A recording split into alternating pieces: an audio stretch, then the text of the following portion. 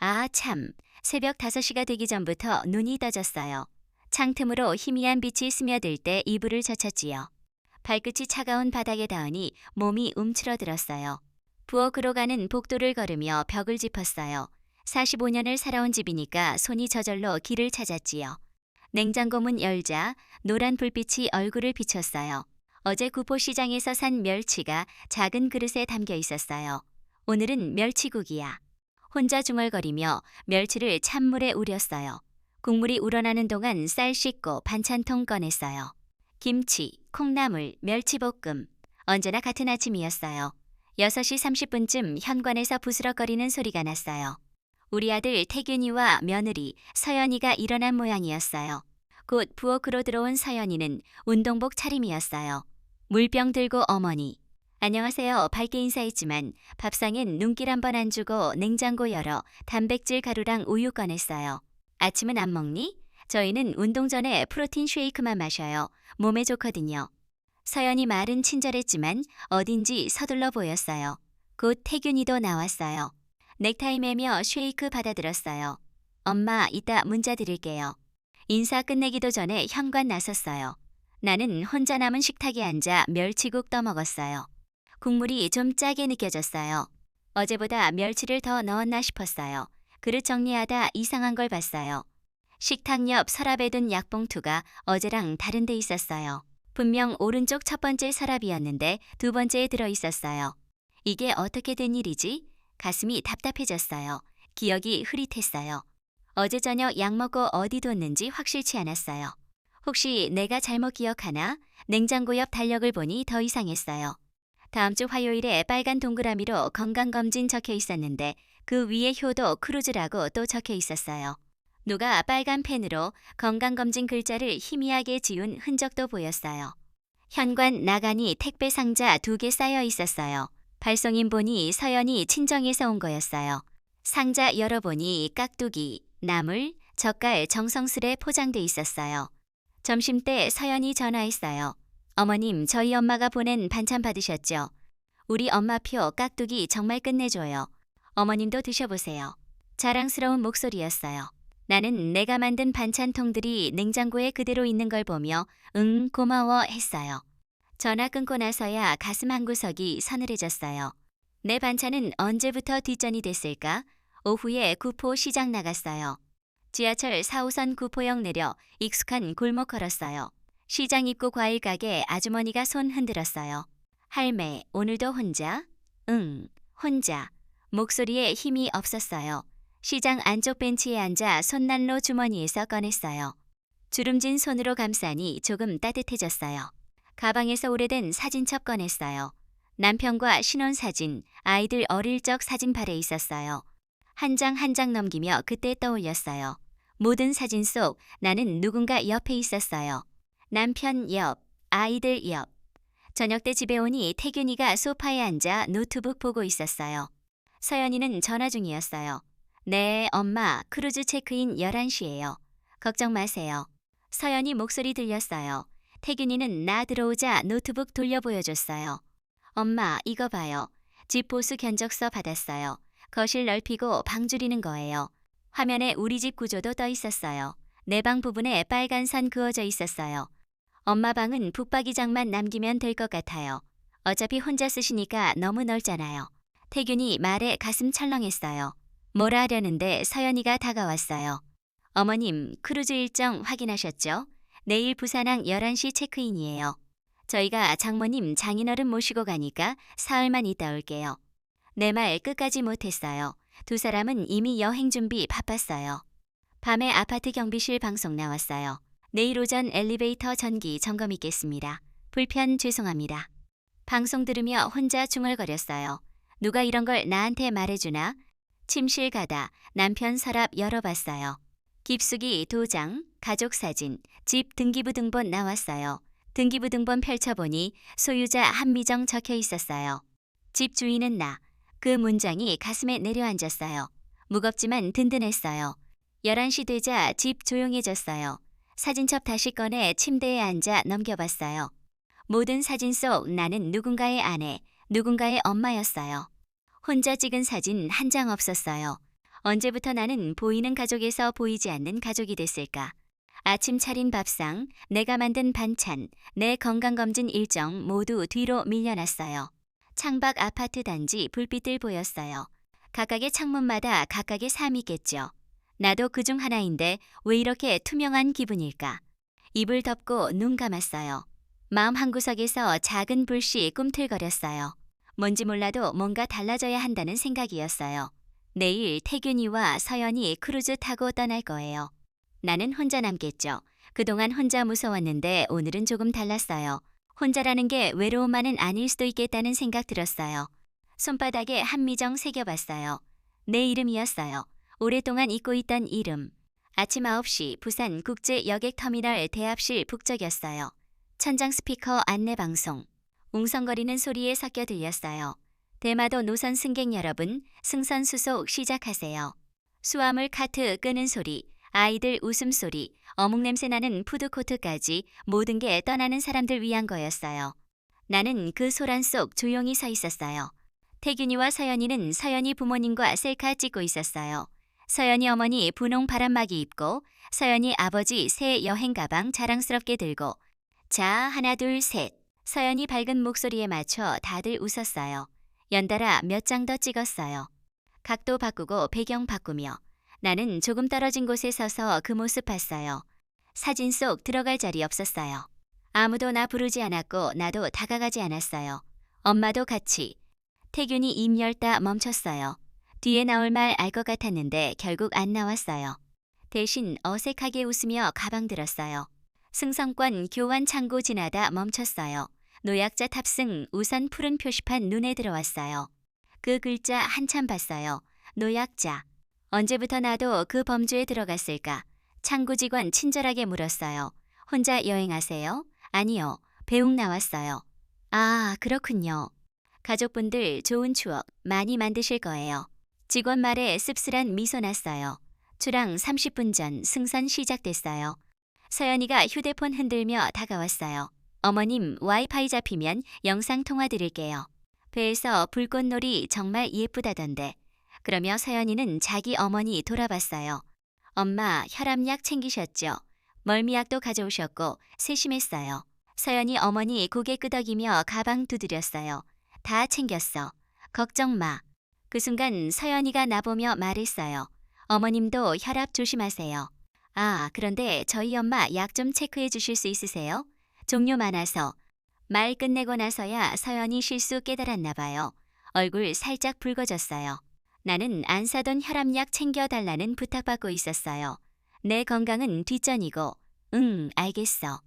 대답했지만 입맛 씁쓸했어요. 마침내 배 떠날 때 됐어요.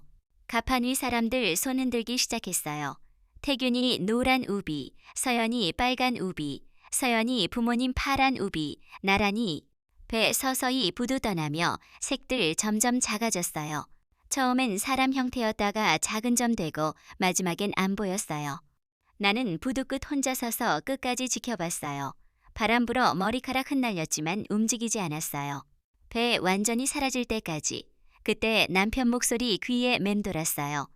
오래전 신혼여행 갔을 때 한 말이었어요. 당신이 주인이지. 이 집에 이 삶에 남편 늘 그렇게 말했어요. 내가 가정 중심이라고. 내가 있어야 집이 집 같다고. 그런데 지금은 어떤가? 나 없이도 모든 게 돌아가고 있었어요. 부두 나와 버스 정류장 가다 휴대폰 울렸어요. 건강검진 알림이었어요. 내일 오전 10시 건강검진 예약 있습니다. 확인 버튼 눌렀어요. 취소도 연기 신청도 안 했어요. 그냥 놔뒀어요. 집 가는 버스 안 창밖 봤어요. 부산 시내 풍경 스쳐 지나갔어요. 높은 빌딩, 바쁜 사람들, 자동차들. 모든 게 생동감 넘쳤는데 나만 정지된 것 같았어요. 집 도착하니 현관문에 종이 한 장 끼워져 있었어요. 리모델링 견적서였어요. 거실 확장, 방 축소, 붙박이장 설치. 상세 내용 빼곡했어요. 종이 들고 집 들어가자마자 태균이 문자 왔어요. 엄마 견적서 보셨죠? 엄마 방은 붙박이장만 남기고 줄일 예정이에요. 어차피 혼자 쓰시니까 넓을 필요 없잖아요. 문자 읽고 가슴 답답했어요. 내 방 줄어든다는 소식을 문자로 받고 있었어요. 상의도 없이 저녁 혼자 먹고 베란다 나갔어요. 창문 잠금 장치 헐거워진 게 며칠 전부터 신경 쓰였어요. 드라이버로 나사 조이려다 손 미끄러져 날카로운 데 베었어요. 작은 비명과 함께 피 한 방울 흘렀어요. 흰 창틀에 빨간 점 하나 떨어졌어요. 작지만 선명했어요. 손가락 입에 물고 그 빨간 점 봤어요. 내가 이 집에 남긴 흔적 같았어요. 작지만 분명한. 그날 밤 잠들기 전 휴대폰으로 인터넷 둘러봤어요. 요즘 노인들도 디지털 기기 많이 쓴대요. 검색창에 놓인 디지털 교육 쳐봤어요. 여러 결과 나왔는데 시니어 디지털 사연, 만들기 강좌 눈에 들어왔어요. 내 이야기를 내 목소리로. 그 문구 마음에 와닿았어요. 언제부터 내 이야기를 내 목소리로 말해본 적 있었나? 다음날 새벽 구포 시장 갔어요. 시장 한편 작은 교실이 있다는 걸 며칠 전 알았어요. 어르신들 위한 강좌 열린대요. 교실 문 앞 한참 망설였어요. 들어가도 될까? 내가 여기 올 자격 있나? 그런데 어제 본 문구 떠올랐어요. 내 이야기를 내 목소리로. 문고리 잡고 천천히 열었어요. 안엔 나와 비슷한 나이분들 7명쯤 앉아 있었어요. 젊은 강사 선생님 앞에서 스마트폰 사용법 설명하고 계셨어요. 어르신들도 충분히 하실 수 있어요. 디지털 세상에서 자신의 목소리 내는 건 나이와 상관없거든요. 강사님 말 귀에 쏙 들어왔어요. 나이와 상관없다. 그런가요? 수업 끝나고 집 오는 길 마음 조금 달라져 있었어요. 오늘 처음으로 내가 선택해서 간 곳이었어요. 아무도 정해주지 않은 내가 스스로 결정한 일이었어요. 현관문 열고 들어서며 생각했어요. 이 집에서 내가 주인이라고 느꼈던 게 언제였을까? 남편 살아있을 때도, 아이들 어릴 때도 늘 누군가를 위한 공간이었어요. 내가 위한 공간이었던 적 없었던 것 같아요. 그날 저녁 거울 앞 오래 서서 내 얼굴 봤어요. 주름진 얼굴, 희끗 머리, 구부정한 어깨. 이 모든 게 나였어요. 한미정. 거울 속 나보며 이름 불러봤어요. 오랜만에 듣는 이름이었어요. 한미정, 그냥 한미정. 누구의 아내도 누구의 엄마도 아닌 그냥 한미정. 창밖 아파트 단지 불빛들 반짝이고 있었어요. 어떤 집엔 온 가족 모여 저녁 먹고 있을 테고, 어떤 집엔 혼자 사는 사람 있을 테고, 어떤 집엔 나처럼 소외감 느끼는 사람 있을지도 몰라요. 하지만 오늘은 조금 달랐어요. 혼자라는 게 꼭 외로운 것만은 아닐 수도 있겠다는 생각 들었어요. 내가 선택할 수 있는 혼자, 내가 주도하는 혼자 말이에요. 입을 덮고 눈 감으며 내일 생각해봤어요. 건강검진 받으러 가야죠. 그 다음엔 뭘 할까? 아직 모르지만 뭔가 다른 일 해보고 싶었어요. 내가 정하는, 내가 선택하는 일. 손가락 끝 상처 아직 아팠지만 그 아픔마저 내 것이라는 생각 들었어요. 내가 직접 다치고 내가 직접 아파하는 온전히 내 경험이니까요. 건강검진 마치고 집 오는 길 무언가 단단한 결심 서기 시작했어요. 검진 결과 다음 주 나온대요. 의사 선생님 말씀 귀에 맴돌았어요. 어르신 혈압 조금 높네요. 스트레스 관리 중요해요. 스트레스 원인 너무나 분명했어요. 집 도착해서 서랍, 깁수기, 등기부 등본 다시 꺼냈어요. 소유자 한미정 글자 손가락으로 천천히 따라 그었어요. 내 이름 적힌 공식 문서. 이것만큼은 아무도 바꿀 수 없는 사실이었어요. 인터넷으로 부동산 상담 검색해봤어요. 여러 법무사 사무실 나왔는데 노인재산관리 전문 적힌 곳 눈에 들어왔어요. 전화번호 메모해두고 한참 망설였어요. 다음날 오전 용기 내어 전화 걸었어요. 여보세요? 정도연 법무사 사무실입니다. 안녕하세요. 집 관련 상담받고 싶은데요. 네. 언제 오실 수 있으세요? 오늘 가능할까요? 오후 2시 법무사 사무실 문 앞 한참 서 있었어요. 유리문 너머 정장 입은 남자 보였어요. 정도연 법무사였어요. 55쯤 되어 보이는 단정한 인상이었어요. 문 열고 들어가자 정도연이 일어나 인사했어요. 어르신 어서 오세요. 편하게 앉으세요. 어떤 상담 원하시나요? 제 집을 어떻게 해야 할지 모르겠어요. 말 시작하니 목소리 떨렸어요. 차근차근 들어주셨어요. 상황 설명하고 나니 정도연이 종이에 적기 시작했어요. 현재 상황 정리하면 집은 어르신 명의고 가족들과 갈등 있으시군요. 네. 그래서 어떻게 하면 좋을까요? 정도연이 새 종이 꺼내 그림 그리기 시작했어요. 몇 가지 방법 있어요. 생활 신탁, 일반 매매, 전세, 장기 임대까지. 각각 장단점이 있어요. 한참 설명 듣고 입 열었어요. 신탁으로 관리하고 집은 장기 임대 주고 저는 근처 작은 곳으로 이사하면 어떨까요? 좋은 절충이네요. 그럼 임차인 한번 만나보실까요? 정도연이 전화 걸었어요. 마침 우리 동네 집 구하는 부부 있다셨어요. 그 순간 톱니바퀴 맞춰지는 느낌이었어요. 1시간 후 30대 초반쯤 부부가 집 보러 왔어요. 남편 안경 쓴 깔끔한 인상, 아내 임신한 것 같았어요. 아이 학교 여기서 가까운가요? 출퇴근 동선 괜찮을까요?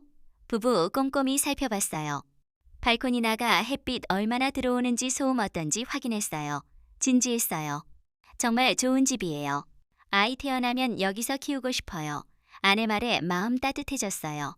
누군가에게는 새로운 시작 공간이 될 수 있구나. 다시 정도연 사무실 가서 계약 조건 논의했어요. 임대차 2년에 1년 연장 옵션 넣어드릴게요. 정도연이 고개 끄덕였어요. 좋습니다. 계약서 검토하다. 손 떨리기 시작했어요. 정말 이렇게 해도 될까? 너무 큰 결정 아닌가? 정도연이 내 모습 보고 서명 도장 대신 볼펜 건넸어요. 선생님, 결정에 선명함 중요해요. 도장보다는 직접 서명 어떨까요? 남편 도장 꺼내 들었다가 다시 넣었어요. 볼펜 잡고 또박또박 이름 적었어요. 한미정. 선명하고 당당하게. 서명 마치고 나니 달라진 기분이었어요. 오랫동안 잊고 있던 감정이었어요. 내가 무언가 결정했다는, 내가 선택했다는 느낌. 앞으로 신탁 관련 절차 진행하겠습니다. 일주일 정도 걸릴 예정이에요. 사무실 나와 집 가는 길 발걸음 가벼웠어요. 오랜만에 느끼는 기분이었어요. 아파트 복도 걸으며 센서 등 켜지고 꺼지는 거 세어봤어요.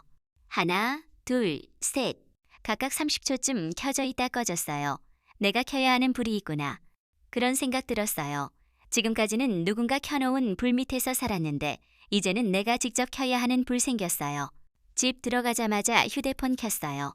근처 원룸 매물 검색해봤어요. 여러 곳 나왔는데 걸어서 10분 거리 괜찮아 보이는 곳 있었어요. 부동산에 전화 걸었어요. 내일 보러 갈 수 있나요? 네, 언제든 연락 주세요. 전화 끊고 창밖 봤어요. 저 멀리 구포시장 방향 보였어요. 시장에서 만난 강사님 말 떠올랐어요. 디지털 세상에서 자신의 목소리 내는 건 나이와 상관없어요.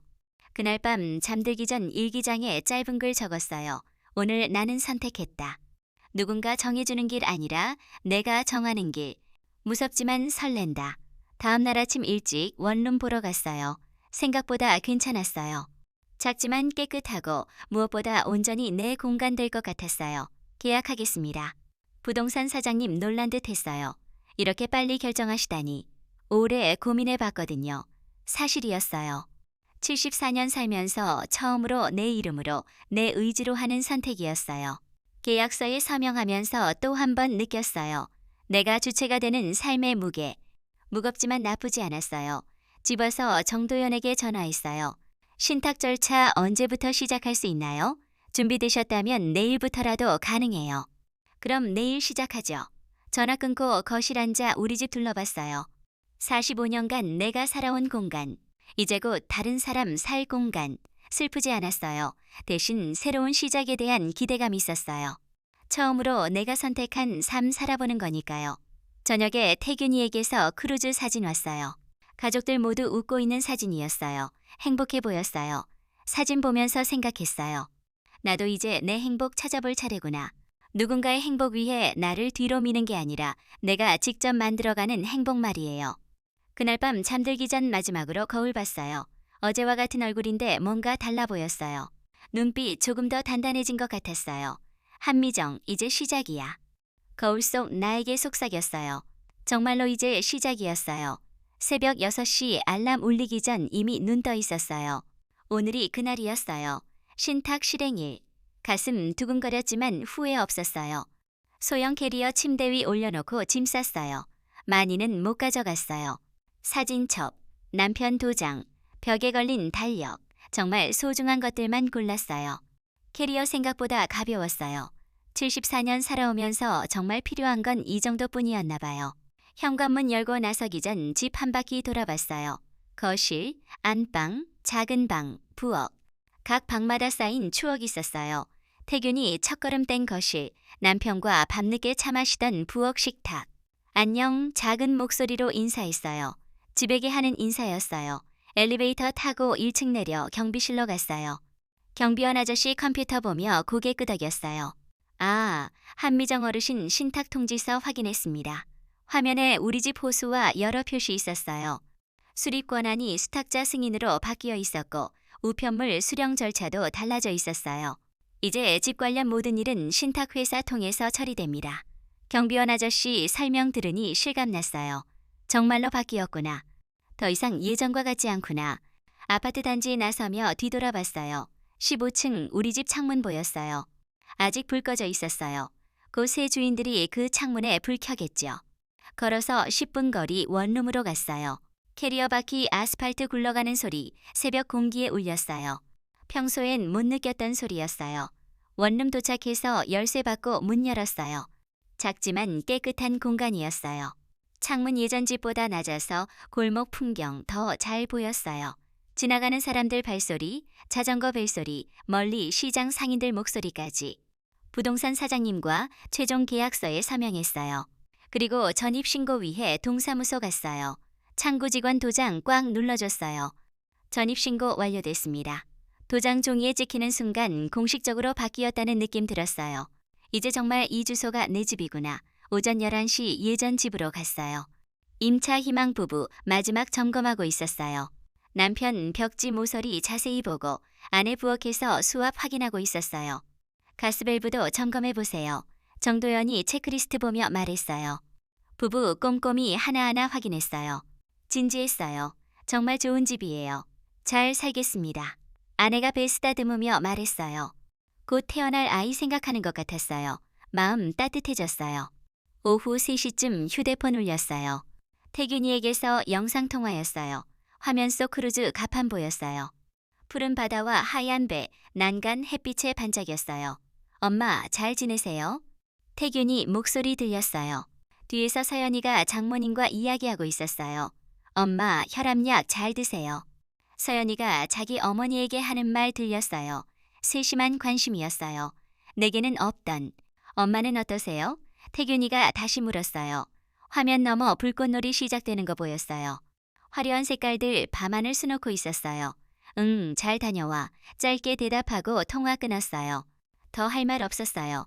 아니, 할 말 많았지만 지금은 아니었어요. 저녁 8시 원룸으로 왔어요. 위층에서 쿵쿵 소리 들렸어요. 아이 뛰어다니는 소리 같았어요. 예전 집에선 안 들리던 층간소음이었어요. 무심코 관리사무소 전화번호 누르려다 멈췄어요. 손 허공에서 멈췄어요. 예전 집 전화기 찾고 있었어요. 하지만 여기엔 그런 거 없었어요. 아, 맞다. 혼자 중얼거렸어요. 이제 내가 직접 해결해야 하는 일이구나. 9시 되어서야 배고픈 거 깨달았어요. 작은 싱크대에서 라면 끓였어요. 물 끓는 소리, 면 익는 소리 작은 공간에 울렸어요. 라면 먹으며 생각했어요. 이게 혼자 사는 생활인가? 조용하지만 쓸쓸하지는 않았어요. 내가 직접 끓인 라면이라 더 맛있게 느껴졌어요. 설거지하다 손 베인 상처 다시 욱신거렸어요. 며칠 전 창문 잠금 장치 고치려다 생긴 상처였어요. 아직 완전히 낫지 않았나 봐요. 상처 보니 이상한 기분 들었어요. 이것도 내 흔적이구나. 내가 직접 뭔가 하려다 생긴 상처. 10시쯤 창문 열고 골목 내려다봤어요. 중고장터 트럭 천천히 지나가고 있었어요. 확성기에서 목소리 나왔어요. 헌채 커놓으십니다. 안 쓰는 물건 다 사갑니다.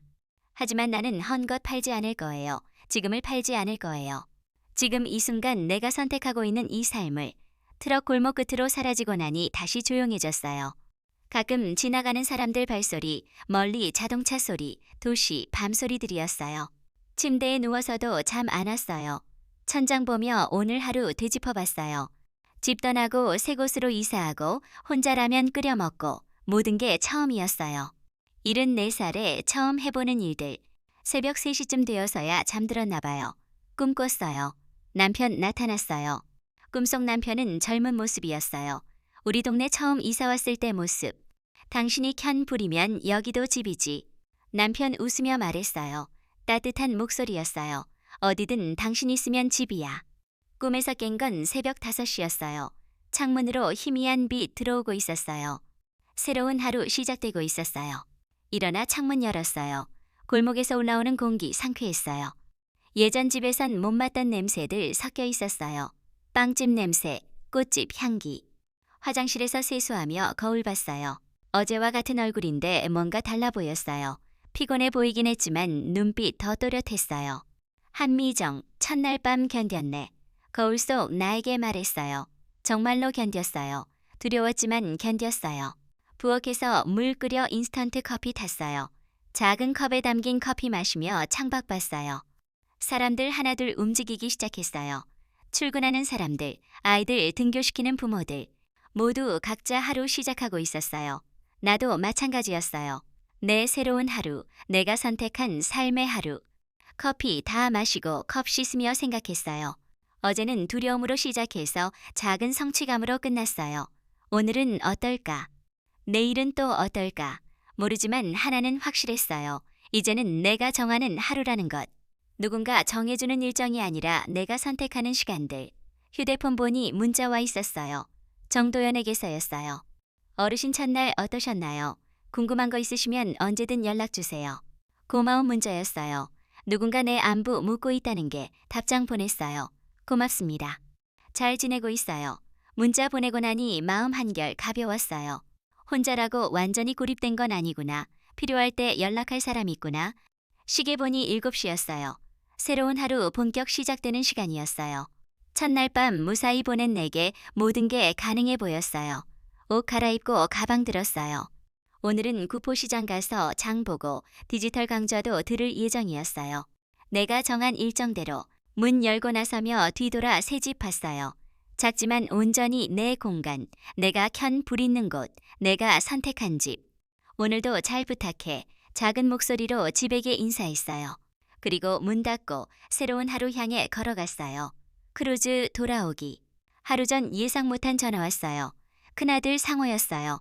오랜만에 듣는 목소리인데 평소보다 딱딱했어요. 엄마 안녕하세요. 응. 상호야 오랜만이네. 엄마 혹시 집에 무슨 일 있으셨어요? 가슴 철렁했어요. 벌써 소문났나 봐요. 동네 이모가 전화했는데 엄마가 신탁하셨다고 하더라고요. 이웃들 사이 비밀 없나 봐요. 아마 경비실 통해 알려진 모양이었어요. 응. 그래?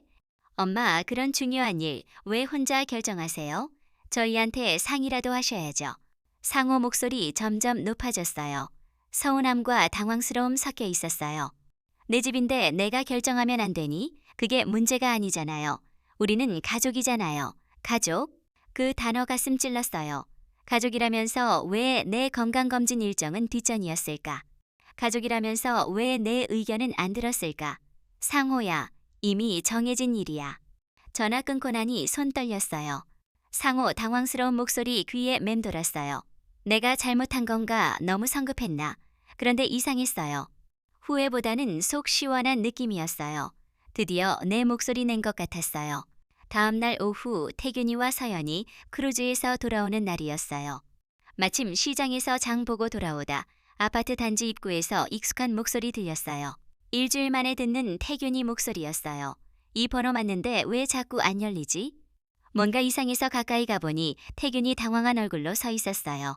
서연이는 큰 캐리어 끌고 뒤에 서연이 부모님까지 계셨어요. 열쇠 돌리는 소리 계속 들렸어요. 삐삐. 전자도어락 오류음 났어요. 비밀번호 맞지 않는다는 뜻이었어요. 태균이 다시 시도해봤지만 소용없었어요. 어색한 분위기였어요. 태균아, 뭔가 이상한데? 서연이도 불안한 표정이었어요. 그때 경비실에서 경비원 아저씨 올라왔어요. 출입 권한 변경됐습니다. 신탁 통지서에 의해서요. 신탁이 무슨 소린데요? 태균이 목소리 갑자기 커졌어요. 장모님 장인어른 계시는데 이런 일 생기니 당황스러워하는 게 보였어요. 어머님이 생활신탁 신청하셨어요. 이제 집 출입은 수탁자 승인 받아야 합니다. 경비원 아저씨 설명에 태균이 얼굴 하얗게 변했어요. 엄마가요? 엄마가 언제? 일주일 전쯤 되었나요? 나는 바로 그때 복도 끝에서 천천히 걸어갔어요. 모든 시선 내게 집중됐어요. 엄마, 태균이 달려왔어요. 얼굴 붉어져 있었어요. 엄마 이게 뭐예요? 우리가 들어갈 수 없다고요? 응, 내가 결정한 거야. 조용히 대답했어요. 목소리에 떨림 없었어요. 우리 갈 데가 어딘데요? 아이들은 어떻게 하라고요? 태균이 목소리 점점 높아졌어요. 복도에 울려 퍼졌어요. 지금까지 살던 대로 알아서 해. 내 대답에 태균이 말이 막혔어요. 서연이 어머니 조용히 다가왔어요. 안사돈, 무슨 일이에요? 별일 아닙니다. 제가 제 집 정리한 것뿐이에요. 서연이 어머니 얼굴에 당황스러운 기색 스쳤어요. 내가 이렇게 나올 줄 몰랐나 봐요. 그때 서연이가 휴대폰에 뭔가 타이핑하고 있는 거 보였어요. 아마 누군가에게 이 상황 알리고 있는 것 같았어요. 서연아, 뭐해? 태균이가 물었어요. 아니야, 그냥? 서연이 얼버무렸지만 화면 슬쩍 보니 단톡방 같은 게 열려 있었어요. 시어머니 때문에 집이라는 글자 보였어요. 마음 쓸쓸해졌어요. 지금 이 순간도 누군가에게 하소연거리가 되고 있는 거구나. 정도연이 나타난 건 그때였어요. 미리 연락받고 온 모양이었어요. 안녕하세요. 정도연 법무사입니다. 정도연이 태균이에게 명함 건넸어요. 거주 및 관리 권한 절차 모두 법적으로 유효합니다. 태균이 명함 받아들고 한참 들여다봤어요. 법무사님, 이게 정말 법적으로 문제없는 건가요? 네. 법무사와 상담하여 합법적 절차 밟아서 진행했습니다. 그 순간 태균이 힘이 빠지는 것 같았어요. 주저앉으며 말했어요. 엄마, 저희가 뭘 잘못했어요? 목소리 떨리고 있었어요. 아들 태균이는 울음 참고 있는 것 같았어요. 우리가 효도하느라 그런 거잖아요. 서연이 부모님 모시고 여행 가는 것도 리모델링 하는 것도 다 엄마 생각해서 한 거였다고요. 그 단어 또 나왔어요.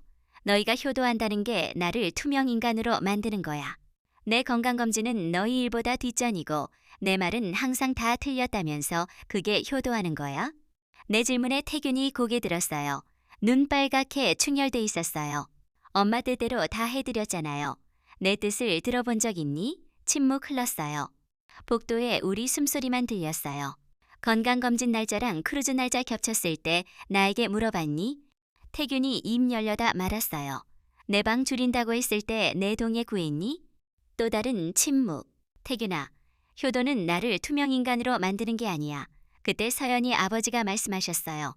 안사돈, 우리가 생각이 짧았네요. 따뜻한 목소리였어요. 서연이 아버지는 이해하려 노력하고 계시는 것 같았어요. 괜찮습니다. 제가 정한 일이에요.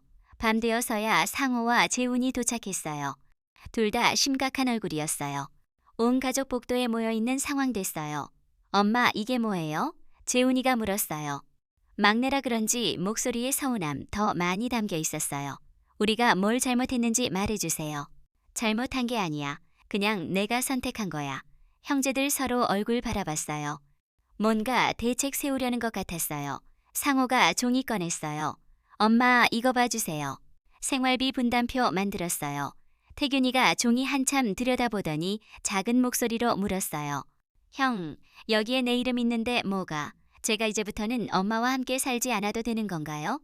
태균이 질문에 모두 입 다물었어요. 어색한 침묵 흘렀어요. 태균아. 상호가 입 열었지만 말이지 못했어요. 그 침묵 속 모든 게 드러났어요.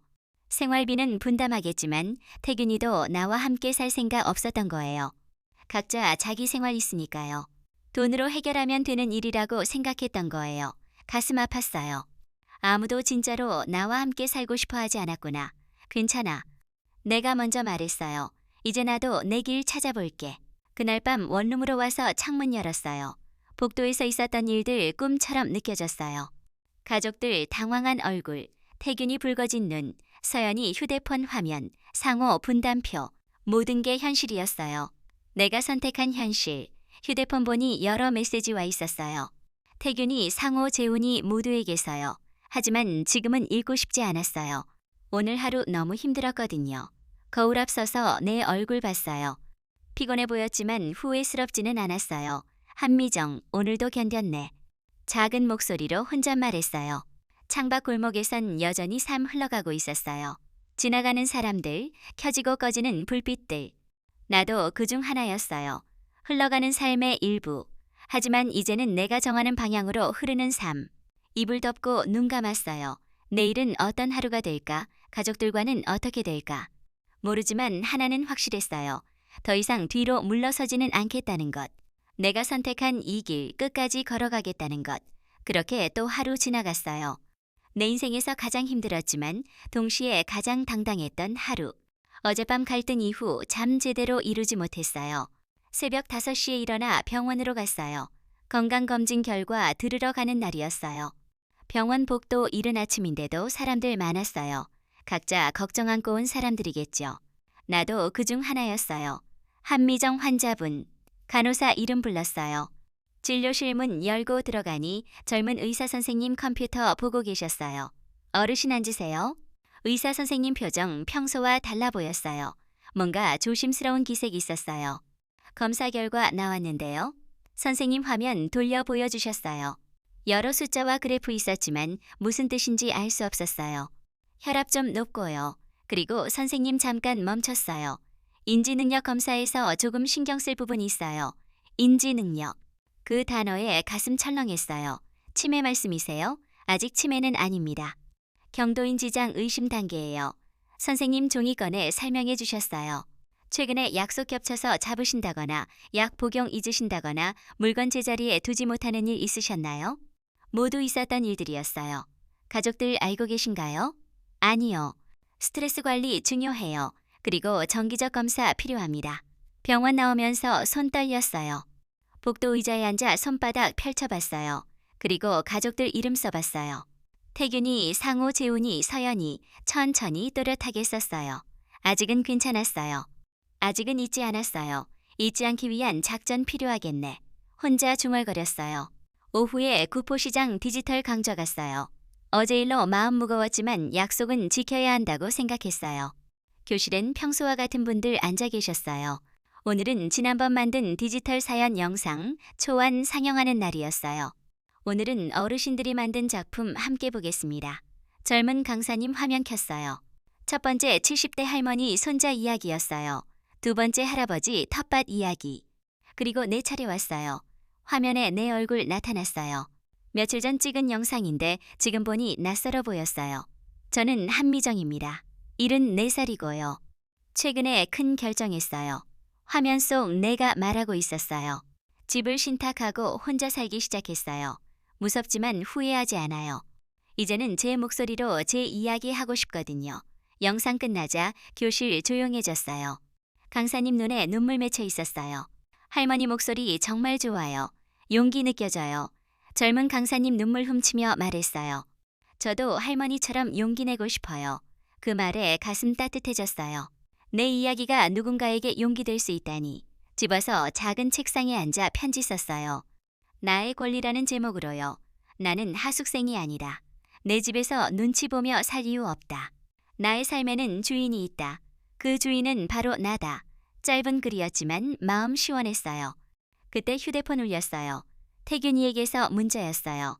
엄마 이사 날짜만 좀 늦춰주세요. 아이들 학교 문제도 있고 문자 읽고 답장 쓰려다 지웠어요. 여러 번 썼다 지웠다 반복했어요. 뭐라 답해야 할지 생각 안 났어요.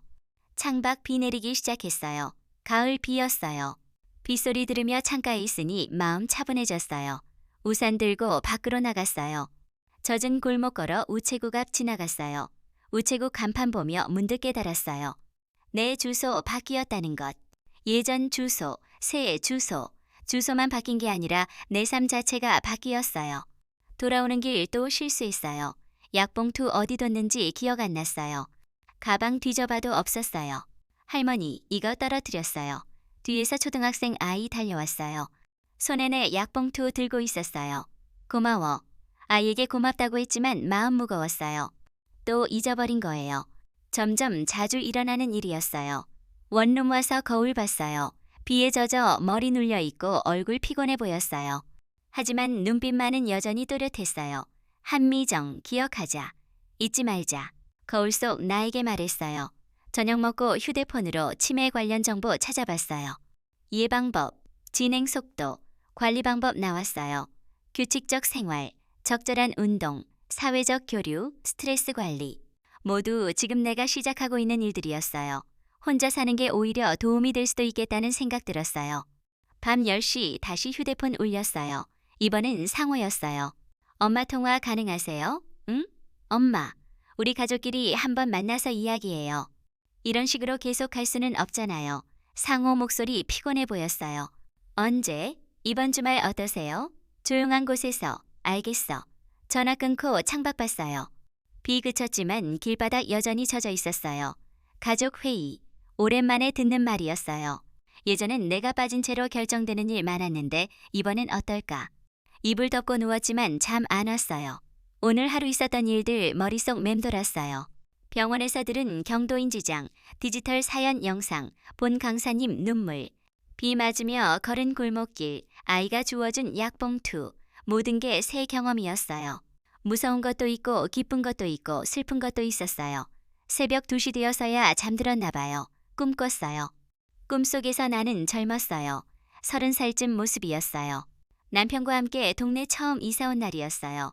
여기서 오래 살 수 있을까? 꿈속 내가 남편에게 물었어요. 당신 있으면 어디든 오래 살 수 있어. 남편 대답했어요. 나이 들어서도 나이 들면 더 좋지.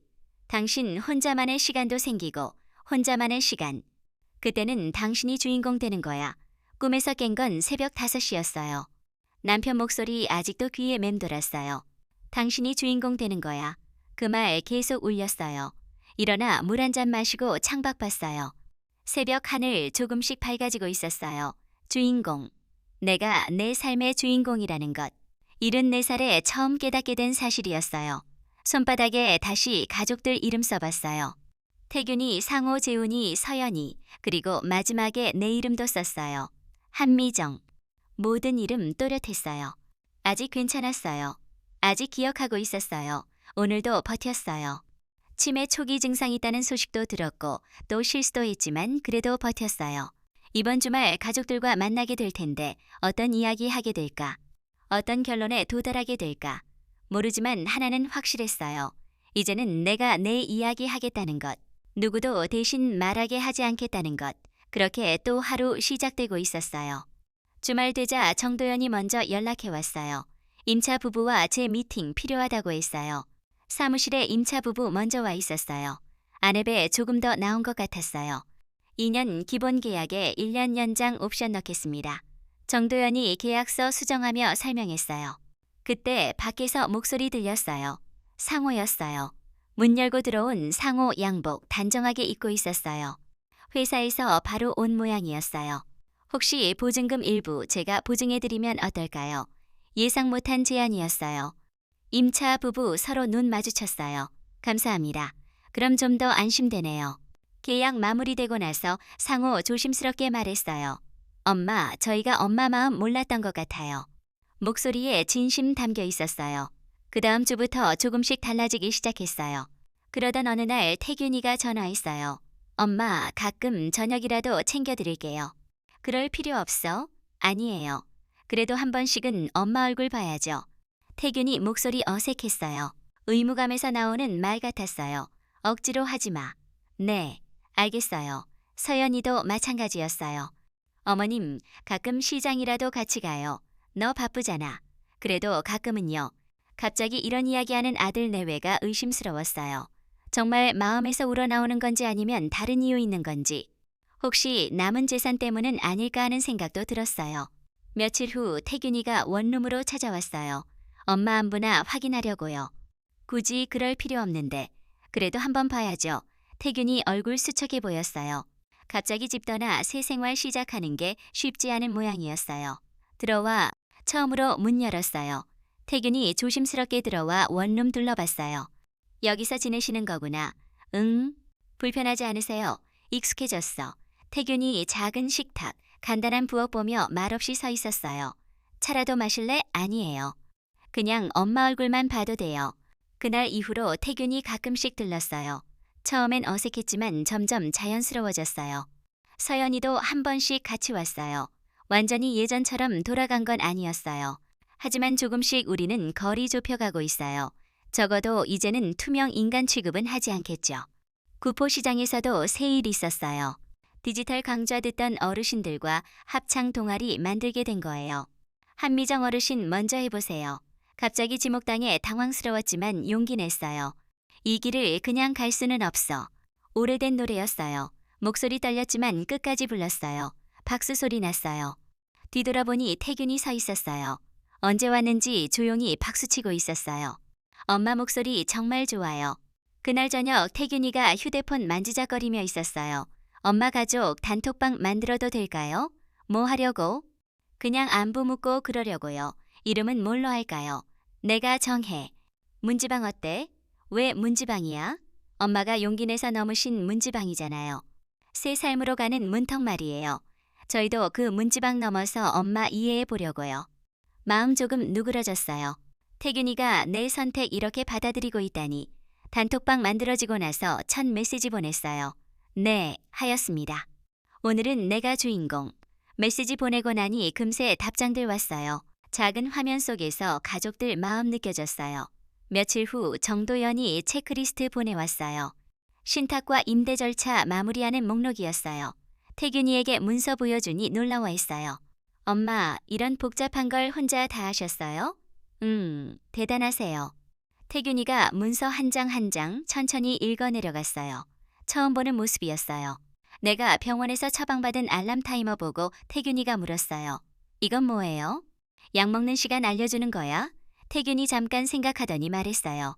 저도 뭔가 계획 세워야겠네요. 뭔 계획? 제 생활 말이에요. 엄마처럼 규칙적으로 살고 싶어요. 그 말에 미소 났어요.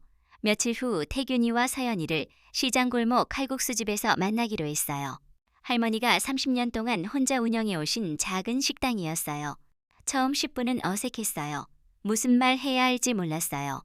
그때 사장님이 서비스 김치전 가져다 주셨어요. 오늘 특별 서비스예요. 가족이 함께 오시니까. 바삭한 김치전 한 입 베어 물자 태균이가 웃었어요. 어색함 조금씩 풀리기 시작했어요. 어머님, 서연이가 조심스럽게 말했어요. 제가 저희 엄마 혈압약 체크해 드리는 것처럼 어머님 것도 확인해 드릴게요. 괜찮아. 아니에요. 시어머니도 부모예요. 서연이 말에 가슴 뜨거워졌어요. 처음으로 진심으로 들리는 말이었어요. 어머님이 저희를 기다려주셔서 감사해요. 그날 저녁 집으로 돌아오면서 생각했어요. 거리 좁혀가고 있구나. 조금씩 천천히. 완전히 예전으로 돌아간 건 아니었어요. 그럴 필요도 없었어요. 새 관계였거든요. 서로 존중하는 새 관계. 휴대폰 보니 문지방 단톡방에 메시지 와 있었어요. 작은 화면이지만 따뜻했어요. 창밖 보니 골목에 불빛 하나둘 켜지고 있었어요.